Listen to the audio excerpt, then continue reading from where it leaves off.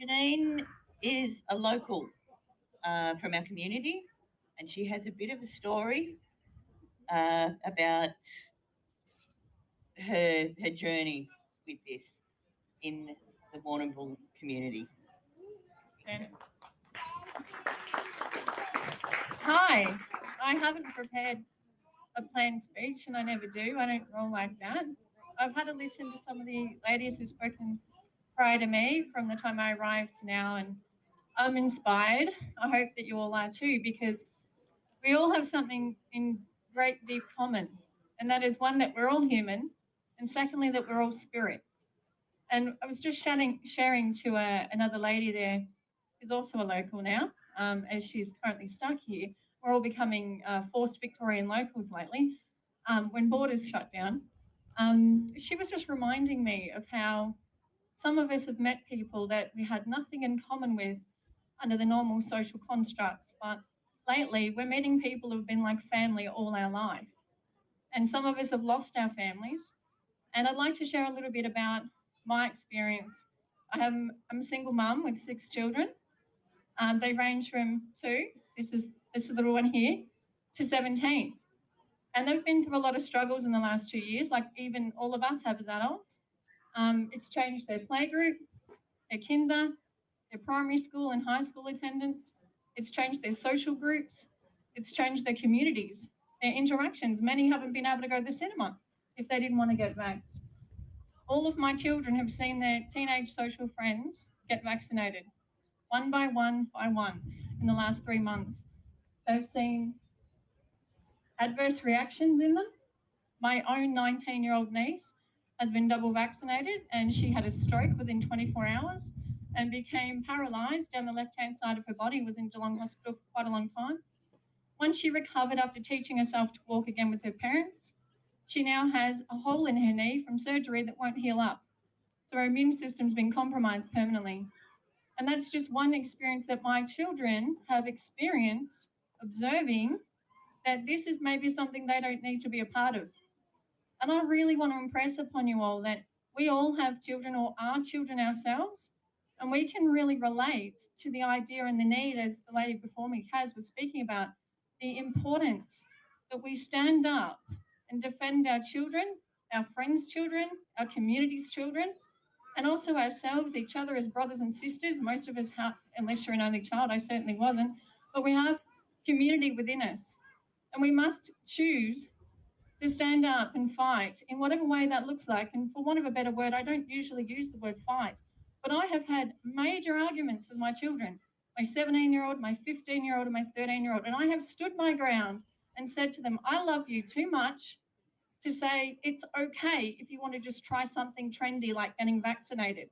I won't say that. I will tell them. My brother is a geneticist of 27 years. He works in Germany. He is paid nearly $1 million a year to do what he does. He is a professional. He's a world-leading expert in genetic modification of organisms.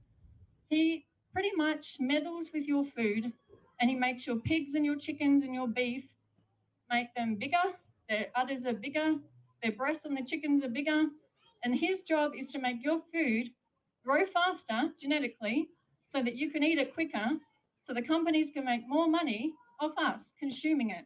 And they sell it and they market it. And my brother makes a lot of money because he spent 27 years doing it. He's also worked for Astra before they merged with Zeneca to become AstraZeneca 15 years ago. And he won't be touching the vaccine because it's to kill you. It is not something that was ever out to do you good. It wasn't to make you grow. It wasn't to make you get an immune system that would fight a virus that was already planned before this. And I can tell you that from that experience, in 2019, when this broke out, my brother was working 10 years prior, around the time of the bird flu. And my mother was still alive. And at the time, I was at my mum's house. And my brother called up to say, can you let mum know I'm going to be bunkered down? Because that's what happens with specialists who work in the field. They get bunkered down to protect themselves from any potential pandemic so that they don't die or get compromised health when they're trying to find a cure for humanity. That's what it's about, protecting and preserving humanity. But guess what happened when COVID hit? Their lab didn't get notified to be bunkered down. Nobody did. They tried to hide it. They tried shut it down to point out that this wasn't actually life-threatening. And it was very difficult for any research lab, private and public, to get tissue samples of people who had allegedly died from it so that they could start getting on board as a community worldwide and globally find a cure. That's just really interesting, isn't it? I mean, you don't have to have a high IQ to work out that that is corrupt. There's something distorted about that. It's not consistent with humanity trying to cure something that's allegedly deadly. And so, obviously, I stood by my brother and understanding and knowing. He told me when I was 15, that was 22 years ago now, that they were going to depopulate. So I've been really fortunate to have had a life path where I've had a small amount of information that's really imperative to today that I've been exposed to. And I happen to have 6 kids that I have the privilege of protecting and defending. And I really empathise with Kaz about her story of her children being vaccinated. I have heard many stories. I very much enjoy being led by the spirit of this universe to be guided to talk to people about their personal experiences. I love to hear you all speak individually about your vulnerability, because we all are struggling, but we're all growing and we're all turning into people that we've never even seen before. I am doing things I have never thought I could actually do. I've thought about it, but now I'm doing it with a confidence I've never had before, because my drive is my love for my individual self, my individual family members, my community, my neighbours, my greater good for humanity, and my love for all of you. And I want you to all know that sometimes the conversations you have with the family are not fun. They're confrontational. They're uncomfortable. They bring up feelings within both of you, or sometimes the whole family, that you think is only destructive and not beneficial. But I have found time and time again this year, particularly the last 6 months with my teenagers, that when I have stood my ground, they've respected me. And my 17-year-old came to me about 2 months ago and he said, "Mum, I can't go to school next year and do VCE if I'm not vaccinated. I can't do the apprenticeship I was starting this year that I've already started 6 months if I'm not vaccinated. I can't play football next year if I'm not vaccinated." And he turned to me and he said, "What do I do? Tell me what I need to do. How am I going to get around this? How do I succeed in this world? And how do I do what I want to do when they're making me have to go through this very thin tunnel that's jumping through their hoops, but I don't want to do it. And I don't want to do it because I'm a rebel.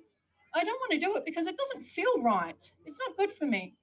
And I just cried. And we took 15 minutes to get from our house to the place I was taking him. And I cried. And he said, "What the hell are you crying for?" I said, "Because I've succeeded. I've raised a child who's thinking for himself, who doesn't want to do what his teacher said." And on that note of that child, he goes to a high school here. And just only a week and a half ago, he shared with me something that was really disturbing.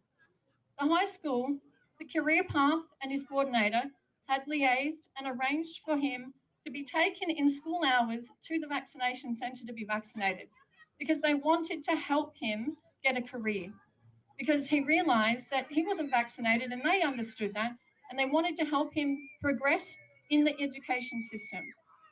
And he said no. And they suggested, then they became medical advisors and suggested he take Moderna, because there's a smaller window between taking his second dose, and that means he could progress faster. So he tells me this a week and a half ago. I wasn't really that horrified because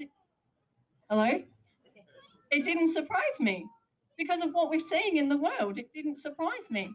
And I asked him why he didn't do it. And he said, "Because it just didn't feel right." And in the end, 3 weeks later, they asked him, would he like to go on a Saturday, and they're willing to come to our home and pick him up to help him so that he could get into a different career path.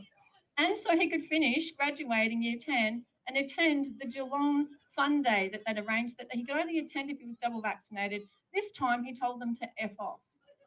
And this, I was so proud of my son. It's really difficult for them. I've seen all my teenagers cry. I've heard them all call me crazy. We've had really interesting conversations, and we've had tears, and we've had tantrums. And I've pleaded with them to hear the truth and seek it for themselves. Don't just listen to me. Get on the internet, read your history books, find out who's running this country, who's the United Nations. Ask them, who's the World Health Organization. Ask your kids if they even know how our country is run. and ask and encourage them to seek this information. My kids have cried. They feel lost. They've been through this roller coaster this last 6 months of, why was I born in this era? Why me? Why can't I have a normal childhood? Why can't I? Mum, fix it. Mum, you always fix everything. But I can't. All I can do is guide them to being who they are individually. And that's what I really, and that's what I love about not writing speeches, because if I had have, it wouldn't have been aligned with what's been already said today. And this is obviously what's meant to be said, that I urge all of you to individually parent one another in the truths of our existence. It's that simple. Be there for one another. Independently claim who you are. Be who you are. Don't let the masks take your identity away. Don't let the mandates make you feel oppressed. You are all unique. You are all powerful beings. You are all creative. You've all got something really valuable to contribute to this community here in Warnambool. If you work in the health sector, if you work in security, if you work in retail, wherever you work, that doesn't define you. It never has. These people have wanted you to believe you're of a status of something, but that's not who you are. We're much better and greater and deeper than that. And here in this community, we are acknowledging that. No matter what our background is, no matter what our colour, whatever our culture or tradition, our birthplace, we are all united as one. And I just want to leave you with that, because that's all I really live today. I live it every single day, and my kids see that. I love the unvaccinated. I love my premier. I love the vaccinated. I love everyone. I just want to see this greater humanity, that we all recognise that we are here today changing the world. That's all I have to say. Thank you.